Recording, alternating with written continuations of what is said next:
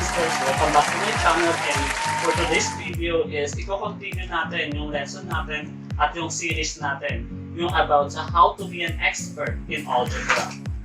Kung nakaraan napag-aralan natin yung mga terminologies na ma-encounter natin in algebraic expressions. Ngayon, pag-aaralan natin is all about how to simplify the numerical expressions. Okay? Kaya, samahan niyo ako, Runsters. In simplifying numerical expressions, nandito yung mga familiar things sa atin. Andito si tinatawag nating MDAS and tinatawag nating PEMDAS, which is PEMDAS. Di ba masyado ng familiar sa atin yan, yung mga golden rule na tinatawag natin yan. Ngayon, tingnan natin if itong MDAS na to is talagang legit pa siya or yung buong buhay natin is only a lie. What? Nung natutunan natin itong MDAS na to, itong MDAS po na to sa pag-solve ng ating mga numerical expressions, okay? And by the way, if ever na hindi nyo pa napanood yung lesson 1 natin, which is the terminologies in algebraic expressions, what I highly advise you is to click the link above. So that, huwag nyo panoorin yung video to, hanggang hindi nyo pa napapanood yung first video. Para at least, mas maintindihan nyo at mas makilala nyo si algebra, kailangan nyo munang panoorin yung una. Then, saka yung pangalawa hanggang sa matapos natin tong series na to. Okay? So, let's start. Okay, so let's start, guys. Let's proceed first to the MDAS and PEMDAS rule. Ang ibig sabihin ng MDAS is multiplication, division, addition, and subtraction. Right? Yun yung pagkakaalam natin. Then, ang ibig sabihin ng PEMDAS is parenthesis, exponent, multiplication, division, addition, and subtraction. Okay? Ngayon, bibigyan ko kayo ng isang example. Halimbawa, ito, 8 plus 16 divided by 2 raised to 3 times 3 minus 6. So, dyan sa example na yan, which is 8 plus 16 divided by 2 raised to 3 times 3 minus 6. Ang sabi natin, if ever itong numerical expressions na to, if para masagutan natin to, ang rule na ginagamit natin is an MDAS rule or a PEMDAS rule. Yan. Yan yung natin yan yung mismo natutunan natin nung nasa grade school tayo na basta if ever na mga ganitong simplifying numerical expression, automatically PEMDAS rule, automatically MDAS rule. Tingnan natin kung gaano ka-accurate yung rule na to. Okay? So, let's start. So, on PEMDAS rule, nandyan si parenthesis. So, on this expression or numerical expression, may nakikita ba kayong may naka-parenthesis? So, wala. So, proceed to exponent. On this numerical expression, may nakikita ba kayong mayroong parenthesis? Yes, meron, which is si 2 raised to 3. So, let's proceed. 8 plus 16 divided by, ang una natin gagawin is, kailangan natin i-simplify si exponent. So, pag nasa taas si 3, or sabihin natin, pag exponent niya ay 3, ibig sabihin, tatlong 2 ang gagawin natin. Which is 2 times 2 times 2. 1, 2, 3, tatlong 2. Which is, yun yung equal niya. Halimbawa naman, 4 times 3. So, tatlong 4. Ganun lang siya. Kung ilan yung exponent niya, yun yung i-multiply mo sa sarili ng base mo. Okay? So on this case, 2 raised to 3 is equal to 2 times 2 is 4. 4 times 2 is 8. So, 2 raised to 3 is equal to 8 times 3 minus 6. So, tapos na tayo sa P, tapos na tayo sa E. Let's proceed to the M for multiplication. So, asan yung may multiplication dito? Ito, 8 times 3. So, multiply natin. 8 plus 16 divided by ganito, 24 minus 6. Okay? So, tapos na tayo sa M. Proceed tayo sa D, sa division. So, 16 divided by 24. So, try natin. 16 divided by 24. This common denominator is 8. So, it is 1/3. So, 1/3. So, 8 plus 1/3 minus 6. Okay?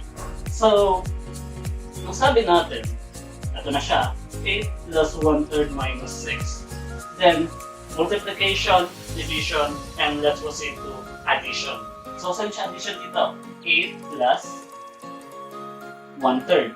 So, how to add a whole number to a fraction? Ang sabi natin is, ganito lang siya. So, 8 over 1 plus 1/3. Yun muna tayo. Huwag nyo muna ang pakialaman si 6. Tanggalin nyo muna sa isip ko si 6. Dito muna tayo sa addition na to. So, ano yung maging denominator niya is 3.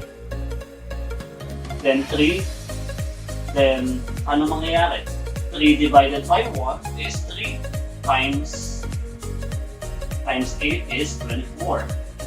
3 divided by 3 is 1. Times 1 is 1. So, ang sagot is 25 over 3. Okay? Then, balik na tayo dito. 25 over 3 minus 6, which is subtraction. Okay? So, on this case, same din ang gagawin natin. Over 1. Para sa ating least common denominator, which is 3 again. 3 divided by 3 is 1 times 25 is still 25. Then minus 3 divided by 1 is 3 times 6 is 3 times 6 is 18. So, ang sagot ay 7/3. Sabihin natin using MDAS, ang sagot is 7/3. But, did you know guys na this whole process using the MDAS rule, the multiplication, division, and addition rule is not true? What? It is a lie. And hindi siya totoo. Yes, exactly. Simula nung natuto tayo regarding sa MDAS rule, ang katotohanan ay wala dito sa MDAS rule. Etong MDAS rule na to ay ginagawa lang as a guide. Wow! Para mas madali natin maintindihan how to simplify a numerical expression. But, hindi ito ang mismong basihan para masagutan natin at maging tama yung ating numerical expressions. Okay? So, ito yung totoo. Papakita ko sa inyo. So again, ito yung 8 plus 16 divided by 2 raised to 3 times 3 minus 6. Tandaan nyo guys, so for factorizing ko, tandaan nyo that not all the time MDAS rule is applicable.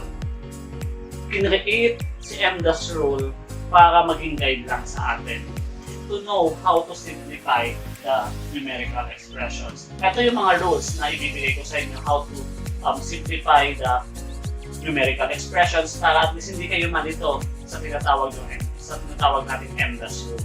Okay? Okay. So, on this rule, the first thing to do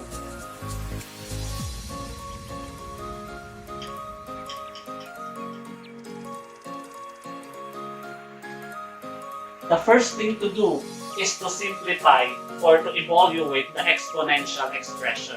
When we say exponential expression, ito yung meron bang parenthesis dyan or merong exponent dyan. If meron parenthesis at exponent, mas unahin natin si parenthesis first before exponent. Okay? Okay. So, first, evaluate the exponential expression. Dito sa example natin, walang parenthesis. But let's proceed to the exponent. So, ang exponent dito ay si 2 raised to 3, which is, sabi natin, 2 times 2 is 4, 4 times 2 is 8. So, 8. Then, baba na natin ito lahat. 8 plus 16 divided by 8 times 3 minus 6. So, eto na tayo ngayon. Ngayon, paano natin nasabing hindi totoo si MDAS rule? Etong gagawin natin, guys. Rule number 1, evaluate the exponential expressions. We already evaluate the exponential expressions on this numerical expression. So, ngayon, punta tayo dito. Ngayon, evaluate mo na yung exponential expression, multiply or divide. So, paano natin malalaman kung ang gagawin natin is to multiply or yung gagawin natin is to divide? So, simple lang, guys. From left to right. If ever na yung nasa left is division, first thing to do is to divide. But if ever na ang nasa left is multiplication, what we need to do is to multiply. It depends if ever na kung ano yung nasa left side, whether multiplication or division. On this case, guys, kung mapapansin nyo, division first before subtraction, right? I mean, division first before multiplication, right? So, on this case, what we will going to do is to divide first. Because kung ano yung nasa left, multiplication or division. Okay? Sa example natin na una, or nasa left side si division, compare kay multiplication. Okay? So, let's proceed. 16 divided by 8 is 2. Right? So, 8 plus 2 multiply by 3 minus 6. Okay?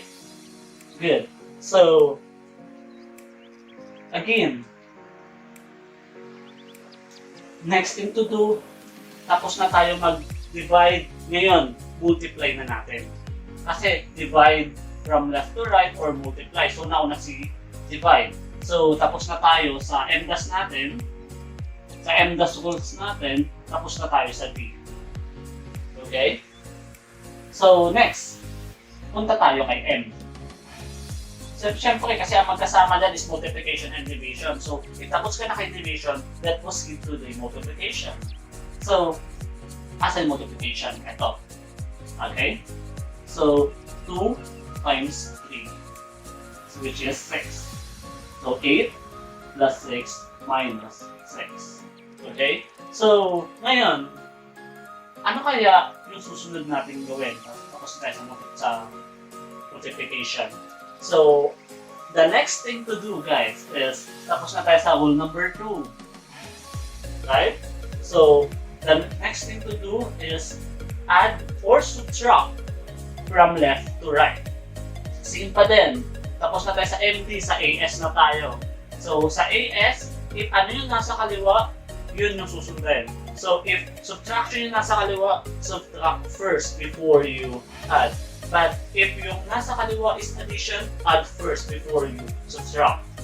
Okay? Nagets? Okay. So, on this case, guys, ang nasa kaliwa is addition. So, ang gagawin natin is to add first. Okay? So, add first the 8 plus 4, which is 14 minus 6. Then, subtract. So, the answer is 8. So when we simplify the numerical expressions 8 plus 16 divided by 2 raised to 3 times 3 minus 6 is equal to 8, not 7/3. So all the m-dash rule. So m-dash rule is alive. Is alive in case na hindi talaga siya yung mismong susundin. But ang gagawin lang dyan is for our guidance, okay? Tips lang sa inyo, mga ka-Runster.